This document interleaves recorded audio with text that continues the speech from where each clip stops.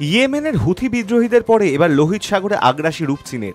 বেজিংয়ের people's liberation army মঙ্গলবার জার্মানির একটি বিমানকে লেজার অস্ত্রে নিশানা করেছে বলেই বার্লিনের অভিযোগ। জার্মানির বিদেশ দপ্তর জানিয়েছে, লোহিত সাগরে যাতায়াতকারী বাণিজ্যিক জাহাজগুলি সুরক্ষার জন্য মোতায়েন ইউরোপীয় ইউনিয়ন বাহিনীর অ্যাসপিডাস মিশনের অংশ ছিল এই বিমানটি। চীনা ফৌজের লেজার হানায় সেটি ক্ষতিগ্রস্ত হয়েছে। এ বিষয়ে বার্লিনে নিযুক্ত চীনা রাষ্ট্রদূতকে তলব করে প্রতিবাদ জানানো হয়েছে। ইয়েমেনের লোহিত সাগর উপকূলবর্তী অঞ্চলে ইরান সমর্থিত সশস্ত্র শিয়া গোষ্ঠী হুথি গত 1 বছরেরও বেশি সময় ধরে বাণিজ্যিক জাহাজগুলির ওপর ধারাবাহিক হামলা চালাচ্ছে। এই পরিস্থিতিতে জাহাজগুলির নিরাপত্তার জন্য ইইউ যৌথ বাহিনী লোহিত সাগরে মোতায়েন হয়েছে। ঘটনাচক্রে একই যুক্তিতে নৌসেনা মোতায়েন করেছে চীনও। জার্মানির প্রতিরক্ষা দপ্তর জানিয়েছে, লেজার হামলার মুখে পড়ার পরে তাদের বিমানটি আফ্রিকার জিবুতির ঘাটিতে ফিরে যায়। Hi news network.